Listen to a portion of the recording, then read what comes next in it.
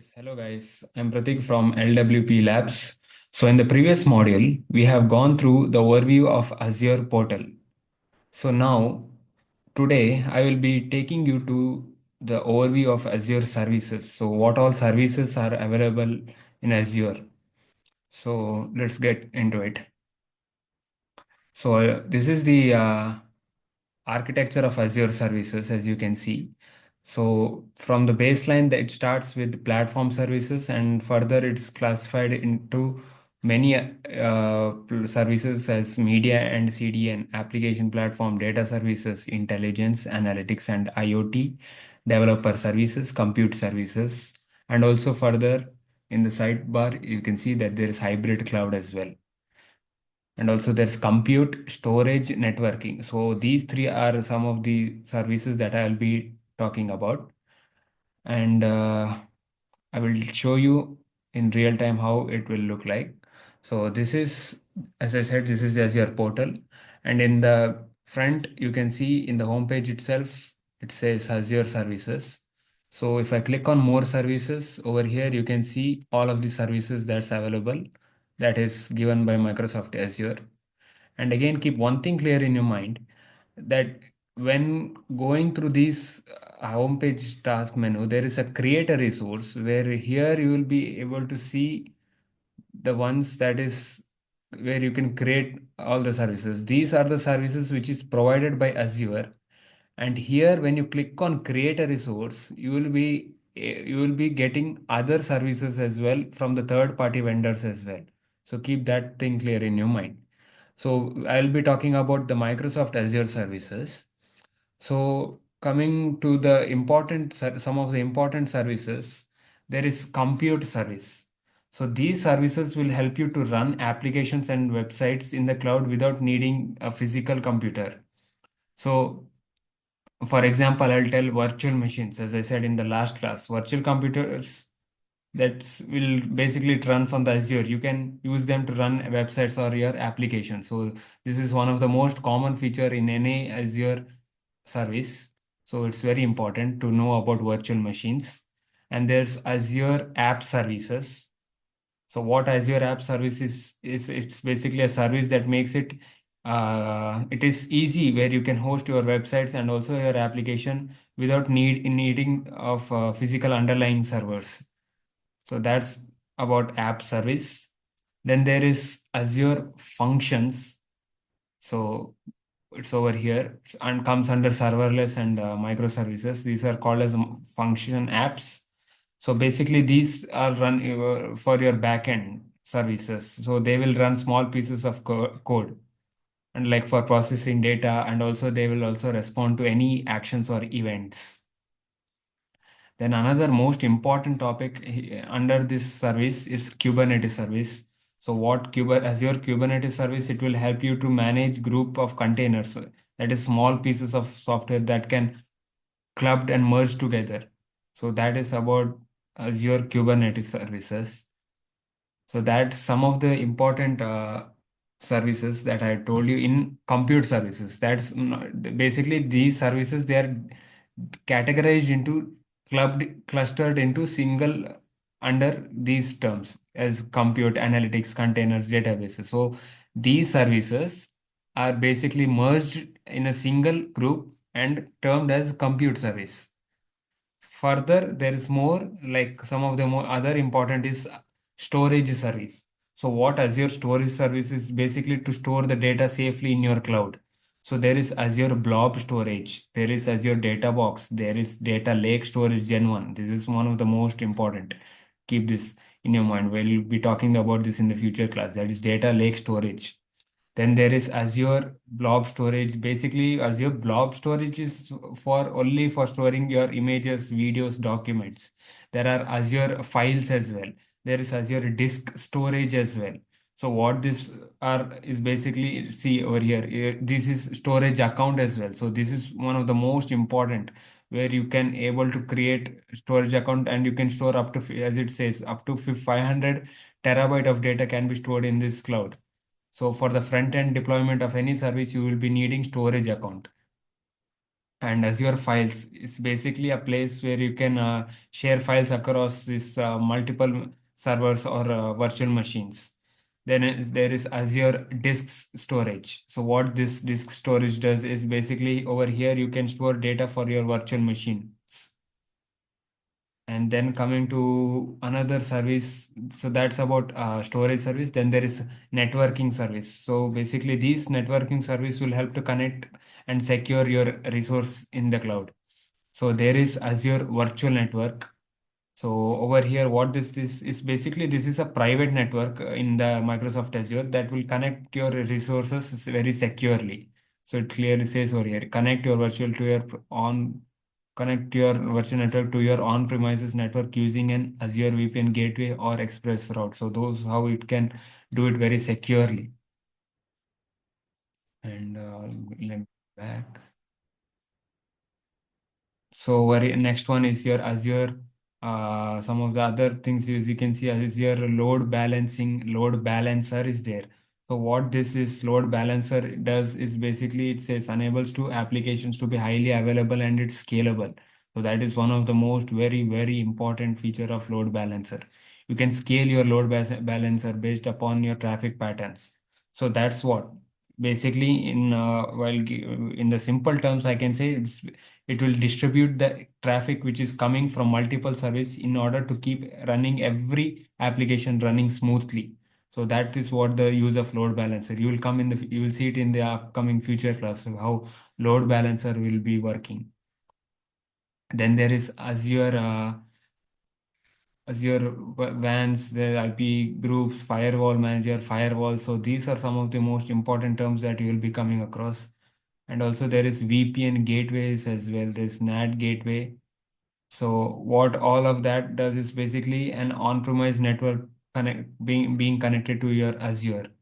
Then that's about some of the features of networking. Then there is databases service. So what database service is done, it will help you to store and manage your applications data in the cloud. You must have heard of database. It's one of the most simple term. You come across SQL database. So what it does, SQL database is basically it's a service which can manage your database without having to uh, nothing will be you have to worry about the underlying hardware, only the front back end you will be working on this. So that's how it's done. So you can create your tables and all, you can do it here in the SQL database. Then there is many other as well. There's Azure Cosmos database. That's basically for we won't be using that much, but it's if I say about Azure Cosmos database is basically it is a very fast for large scalable applications and useful for global applications. If you are wanting to deploy some application in global wise, you will be using these services such as Azure Cosmos database. And also coming under there is hybrid data service. There is additional data services as well. So all of this will be discussed while will be needed in the future class. And you must have what I'll be talking about is the PostgreSQL service. So you must have heard of MySQL and PostgreSQL. So what this is, so this one is for your open source database like MySQL and PostgreSQL. So that's what it's all the similar topics. So that's what they will be using it for SQL. And coming to security service. So what is security service? The security service basically to protect your data and your resource. There is I've heard of a someone had asked like where is Azure Active Directory? So this is your Azure Active Directory. Now it is termed as Microsoft Entra ID. So basically this one Azure Microsoft Entra ID or Azure Active Directory previously known. It you can access your resources and application with the options like multiple factor authentication, all your users, groups, all of these will be shown over here. All the roles given over here can be shown over here and multiple logins and all can be shown over here. Then coming to key vaults. So you must have heard of key vaults. So what this is key vaults does.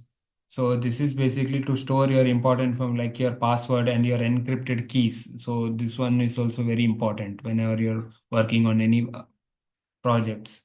Then Coming to network security parameters, there is a network security sensor, basically keeps your resources by giving alerts, like if there is any potential harm that's coming inside your network. So that will give you the necessary information through potential threats and all. If it comes, then you can use this one in order to keep it safe. Then coming to the another important, now we all have heard of artificial intelligence, machine learning, right, guys? So that is a widely new topic that is come under Microsoft Azure. So you must have heard of AI and machine learning. So what this is basically, and over here, as I said in my previous class, that Copilot, it will help you to it will, if you have any queries, if you have any further clarification that is needed to be done, Copilot will help you with related queries that has been asked by the Microsoft Azure people. So artificial intelligence and machine learning service. So the Azure AI Foundry, there is Azure Machine Learning. So what Azure Machine Learning does is basically for like your image recognition and your chatbots. So those are a platform for building and training your machine learning models in order to make your predictions or recommendations. There are, you must have heard of multiple algorithms. You have used multiple machine learning algorithms. If you have chosen machine learning as your language in your higher studies, you must have heard of machine learning algorithms. So you can use some of that. Then there is computer visioning. Then there is Azure face APIs. That's very important. Face recognition. You have heard of that. Computer vision. And also you must have heard of language. You can transform one language to another language. If you want to transform from French to English, you can do that. Then there is open artificial intelligence as well. And you must have heard of, there's another term called as Azure cognitive services that comes under speech services. Basically, it's like for speech recognition and your language translation that comes under language as well. But they have distributed it separately in this Azure AI services plus APIs. For facial recognition, all of those tools will be managed under this service. That's AI and machine learning. Then another important tool is service is DevOps tools. So these services, basically it is used to build and update apps in the cloud. So Azure DevOps. So you can see here there is Azure API management service, app configurations. So what Azure DevOps is, basically you can create your tools for planning, building their CI/CD pipelines for deploying and building the release pipelines, making the teamwork easier. If there is any team which is working on a project, they can use Azure DevOps, where all the teams can work together and they can discuss it together. They can launch the project, they can use testing, they can use the building and release pipelines. All of that can be done under Azure DevOps. Then, as I said, Azure Pipelines is another very important feature under DevOps, where you can automate the process of building and deploying the software. So that is some of the features of DevOps service. Then there is a monitoring service. So what monitoring service is done is basically to help to keep track of your resources, to make sure that everything is working properly in your cloud. So this is very important. So whatever alert message you get, another metrics, your log analytics workspaces, everything can be keeping track under this monitoring service. So Azure Track is basically, as I said in my last class, is like whenever you need to go for a health checkup. So similarly, Azure has a monitor which keeps track of the health of the Azure cloud and performance of the application and resources.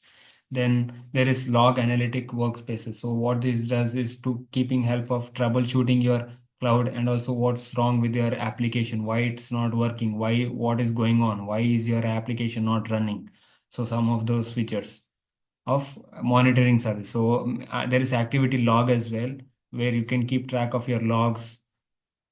As I said in the last class, you can keep track of your logs. Over here, there is already, I have registered I have registered some of the under the, in my default directory, I had registered 2 names. So that has succeeded.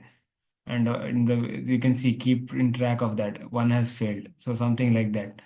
Then also there is Internet of Things service. So what is Internet of Things? So coming to this, some of the people nowadays, they get confused with AI, machine learning and Internet of Things. keep in mind, guys, Internet of Things and AI machine learning, they are completely different tools. So Internet of Things service is basically they'll help you to manage devices like your sensors and smart gadgets in your cloud. So you have heard of Azure IoT, right? Azure IoT, you must have heard it in your college. There is Azure IoT Hub. So it's a service that will connect and manage IoT devices like your uh, manage billions. You can manage billions of IoT assets. It can be machines. It can be your thermostats, such as like that comes under Azure IoT. Then there is Azure IoT Central application. So it's a simple app for managing your IoT devices without needing to write a code. So that's about IoT. Then finally, I'll tell you about there's Azure migration. So what's Azure migration is basically this will help you to move your current application and data to Azure. So if you click on Azure database migration services, there is nothing in my system as I have not worked on anything yet. There is Azure migrate. Here, this is another important tool where you can migrate your servers. So you can help, it will basically Azure migrate. What it does is you can move your app from data on premises to the cloud. So that's another important topic. And there's also Azure Site Recovery. There's another tool called a Site Recovery. Your site recovery, basically what it does is for your it's used for keeping your services running in case something will go wrong in the cloud. So that's something very important. If there's something goes wrong, Azure Site Recovery comes into picture and it will help to fix the issues in the migration part. So if I can say of all of these services that I've spoken about, so there is many other services as well. There is identity, there is integration, but some of the services that I have discussed is very important coming for the future classes. So in overall picture, I can say that with Azure, you can run your applications, you can store your data, you can link your devices, and you can keep things safe, and you can make use with the help of artificial intelligence. You can make good and smart decisions. You can take help of Copilot as well. You can take help of this AI machine learning tool. It's like basically renting all your tools in order to run your business without needing to actually buy and manage actual servers or data centers. So that is how I can conclude about Azure services. So we'll talk about uh, in the next class, we'll talk about the how we can manage the unmanaged and managed service. That's another important topic that I'll be coming in the future class. Okay, thank you. Welcome to LWP Labs. Subscribe to our YouTube channel to view free Azure DevOps live classes. And for more videos like this, please contact the number shown in the description. Happy learning!